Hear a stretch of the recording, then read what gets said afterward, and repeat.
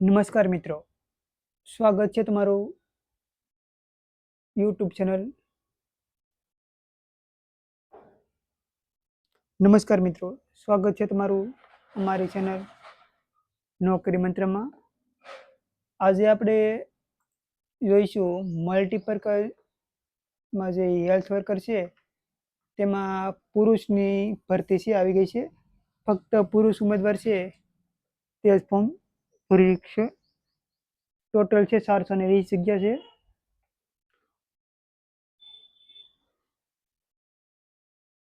તેના વિશે આપણે જો સંપૂર્ણ માહિતી મેળવવાનો થોડોક પ્રયાસ કરીએ.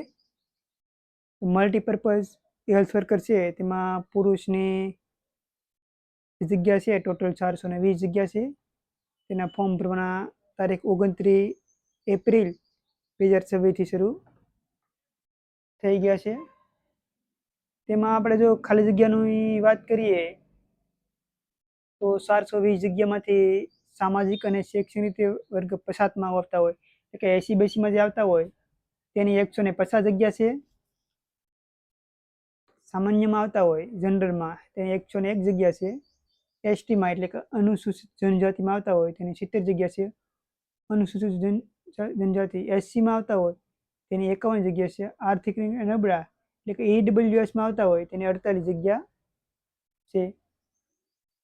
શૈક્ષણિક લાયકાતની જો આપણે વાત કરીએ તો આમાં ફોર્મ કોણ ભરી શકે તો 1 વર્ષનો MPSW છે તેનો બેઝિક ડિપ્લોમા કોર્સ કરેલો હોય અથવા 1 વર્ષનો સેનેટરી ઇન્સ્પેક્ટર એસઆઈનો ડિપ્લોમા કોર્સ કરેલો હોય અથવા આઈટીઆઈમાંથી હેલ્થ સેનેટરી ઇન્સ્પેક્ટર એસઆઈનો છે તમે આઈટીઆઈમાંથી કોર્સ કરેલો હોય તો પણ ફોર્મ ભરી શકશો. અથવા માન્ય યુનિવર્સિટી છે એમાં તમે એસઆઈ કે હેલ્થનો કોઈ ડિપ્લોમા જો કોર્સ કરેલો હોય તો તમે ફોર્મ ભરી શકશો અને કોમ્પ્યુટરનું બેઝિક નોલેજ હોવું જોઈએ. વય મર્યાદાની જો આપણે વાત કરીએ અને છૂટછાટની જો વાત કરીએ તો મિનિમમ 18 વર્ષ અને 33 વર્ષ એટલે 18 થી 33 વર્ષની તમારી ઉંમર હોવી જોઈએ. તેમાં જે છૂટછાટ મળે છે એસસી એસટી એસબીસી ઈડબ્લ્યુએસમાં આવતા હોય તેમને 5 વર્ષની છૂટછાટ હોય છે અને સંરક્ષણ સેવામાં હોય માજી સૈનિક હોય તેને 3 વર્ષની છૂટછાટ. દિવ્યાંગ હોય તેને 10 વર્ષની છૂટછાટ છે મળશે અને દિવ્યાંગ હોય અનામત વર્ગના જો દિવ્યાંગ હોય તો તેને 15 વર્ષની છૂટછાટ મળશે. મહત્તમ 45 વર્ષ છે એ ઉંમર આ ફોર્મ ભરી શકશે. અરજીની જો આપણે વાત કરીએ તો ઓજસ જે છે તેના પરથી ફોર્મ ભરાશે અને 29/4/2026થી બપોરથી ફોર્મ ભરવાનું શરૂ થઈ ગયા છે અને 20 મે 2026 સુધી રાતના 12 વાગ્યા સુધી ફોર્મ ભરી શકશો.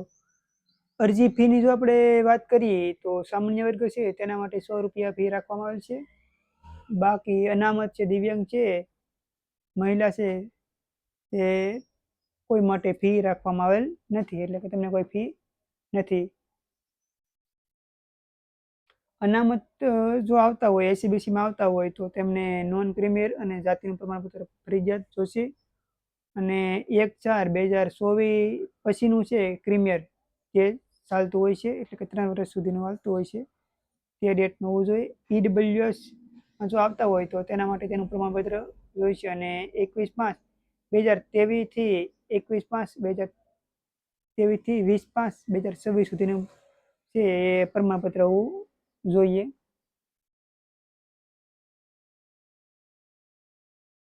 અમુક જે છૂટછાટ મળે છે અને જે જગ્યા અનામત રાખવામાં છે તેના વિશે જો આપણે વાત કરીએ તો દિવ્યાંગ માટે છે 19 જગ્યાઓ છે એ અનામત રાખવામાં આવેલ છે. 40% વધુ છે એ બેન્ચમાર્ક ધરાવતા હોય તેના માટે 19 જગ્યા છે એ અનામત રાખવામાં આવેલ છે. માજી સૈનિક હોય તો તેના માટે 33 જગ્યા છે એ અનામત રાખવામાં આવેલ છે. સળંગ 6 માસથી ઓછી ન હોય તેવી સેવા. રમતગમત હોય કોઈ એનું સર્ટિફિકેટ હોય કે માન્ય રમતગમત ગણાતી હોય તેનું પ્રમાણપત્ર હોય તમારી પાસે તો તમને બોનસ તરીકે એટલે 5% છે એ વધારાના ગુણ તમને મળશે. મેન વાત કે પરીક્ષાની જો આપણે વાત કરીએ તો ટોટલ 200 ગુણનું પેપર રહેવાનું છે MCQ આધારિત ને 3 કલાકનો છે તમને સમય મળશે.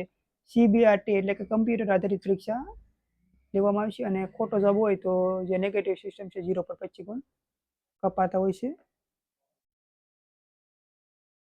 અભ્યાસક્રમની આપણે જો વિગતવાર વાત કરીએ તો મેન છે જે તમારે અભ્યાસક્રમ છે શૈક્ષણિક લાયકાત અને કામગીરીને લગતું જે તકનીકી જ્ઞાન છે એ 100 ગુણ રહેશે અને સામાન્ય જ્ઞાન છે એ 35 ગુણનું, સામાન્ય ગણિત અને તર્ક અને રિઝનિંગની જો આપણે વાત કરીએ તે 25 ગુણ રહેશે. ગુજરાતી ભાષા અને વ્યાકરણ જે પૂછાય એ 20 ગુણનું, ઇંગ્લિશનું જે ગ્રામર છે એ 20 ગુણનું પૂછાય. મેન છે 100 ગુણનું, તેમાં તમારે વધારે ધ્યાન આપવું પડશે. જે તમે કોર્સ કરેલો હોય તેને લગતું પૂછાય.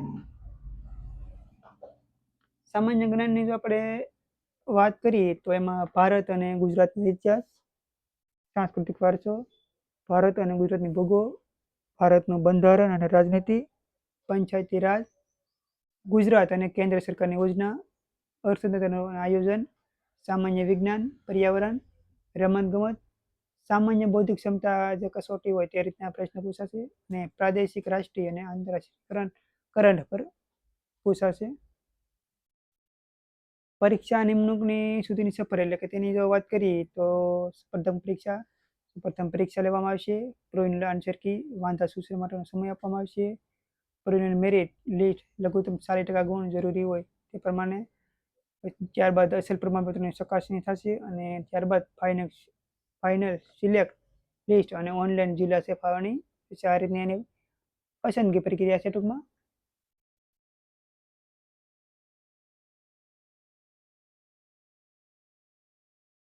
ફોર્મ ભરવા માટે જે વેબસાઇટ છે ઓજસ, તેના પરથી તમે ફોર્મ ભરી શકશો અને ફોર્મ ભરવામાં કાંઈ પણ પ્રોબ્લેમ હોય તો આપણે ડિસ્ક્રિપ્શનમાં આપણો નંબર આપી દઈશું, તેના પરથી તમે મેસેજ કરી શકશો અને તમે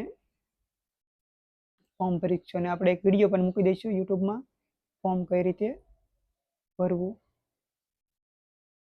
વિડીયો સારો લાગે તો તમે લાઈક અને શેર કરજો મિત્રોને, જેથી આવી માહિતી મળતી રહી અને ફોર્મ ભરવામાં તેમને ખબર ન પડે તો આપણે તેમને સમજાવી દઈશું અને ઘરે બેઠા પણ ફોર્મ તમે ભરી શકશો. થેન્ક યુ મિત્રો, આભાર.